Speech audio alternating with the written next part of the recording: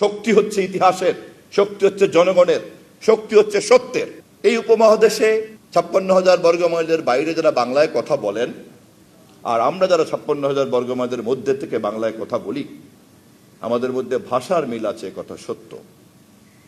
কিন্তু এ কথাও তো সত্য, আমাদের সাংস্কৃতিক মনোজগতের মধ্যে একটি মৌলিক পার্থক্য আছে। যারা এটাকে আড়াল করতে চান, আমি মনে করি তারা হয় বোকা অথবা তাদের কোনো সুদূর প্রসারী দূরভিসন্ধি আছে। কোনটা তা আমি মন্তব্য করতে চাই না, তবে এটা খুব পরিষ্কার থাকা দরকার।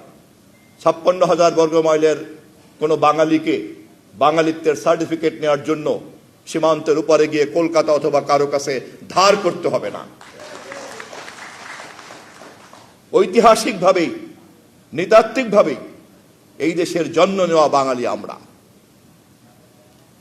আমরা ইতিহাস থেকে কথাও খুব পরিষ্কারভাবে জেনেছি এবং প্রমাণিত। জাতপাতের কাঠামোর কারণে কেমন করে সনাতন ধর্মের পরে বৌদ্ধ ধর্ম, বিতাড়িত বৌদ্ধ ধর্মের পরে কিভাবে এখানে নতুন করে ইসলামের সাম্যবাদের আলোকে এই এলাকার সমস্ত মানুষরা দলে দলে ধর্মান্তরিত হয়েছেন, পবিত্র কোরআনকে গ্রহণ করেছেন। এটাও ইতিহাসের জানা সত্য, কেউ বানিয়ে কথা বলছে না। এবং এই বিবর্তন আমাদের সংস্কৃতির মধ্যে যে একটা স্বকীয়তা দিয়েছে, সেই স্বকীয়তার নাম হচ্ছে বাংলাদেশি জাতীয়তাবাদ। আমাদের বাংলাদেশের ক্ষণজন্মা পুরুষ শহীদ রাষ্ট্রপতি জিয়াউর রহমানের এটাই হচ্ছে সবচেয়ে বড় অবদান। ইতিহাসের এই অনুন্মোচিত বিষয়টিকে তিনি উন্মোচিত করে বাংলাদেশি জাতীয়তাবাদকে প্রতিষ্ঠা করেছেন, যেখানে আমাদের নৃতাত্ত্বিক ঐতিহ্যকে স্পষ্ট করে দেয়, আমাদের ভাষাগত ঐতিহ্যকে স্পষ্ট করে দেয়, আমাদের ধর্মীয় মূল্যবোধকে স্পষ্ট করে দেয়, এবং এর সংমিশ্রণে আমাদের যে একটা স্বকীয় সংস্কৃতি তৈরি হয়েছে তাও উন্মোচিত করে দেয়। এবং সে কারণে আমরা গর্বের সঙ্গে দাবি করতে পারি, আমরা বাংলাদেশী, আমাদের কাছে সবার আগে বাংলাদেশ।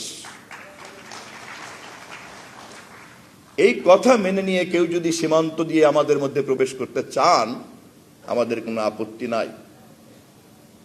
কিন্তু এই কথাকে বাইরে রেখে কেউ যদি বলতে চান ভারতের জনগোষ্ঠীর সঙ্গে শুধুমাত্র বাংলাদেশের জনগোষ্ঠীর যোগফল, আমরা তাদেরকে বিনয়ের সঙ্গে মনে করে দিতে চাই, সার্কের জনগোষ্ঠীর সংখ্যা হচ্ছে এখন 220 কোটি মানুষ।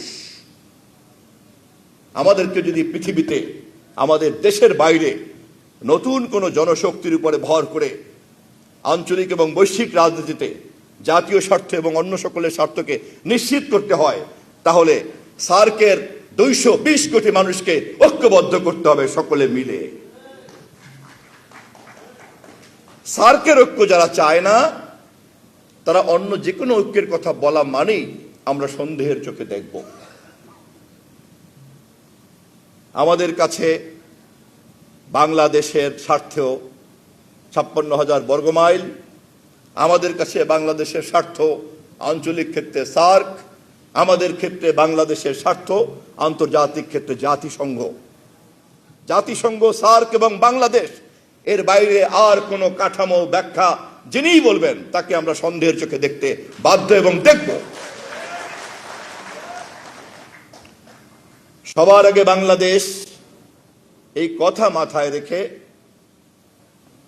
আঞ্চলিকতার জন্য সার্ক, আন্তর্জাতিকতার জন্য জাতিসংঘ, এই পথ ধরেই আমরা একটা বৈশ্বিক মানচিত্রে আমাদের সম্মানজনক মর্যাদা, আঞ্চলিক মানচিত্রে আমরা আমাদের সম্মানজনক মর্যাদা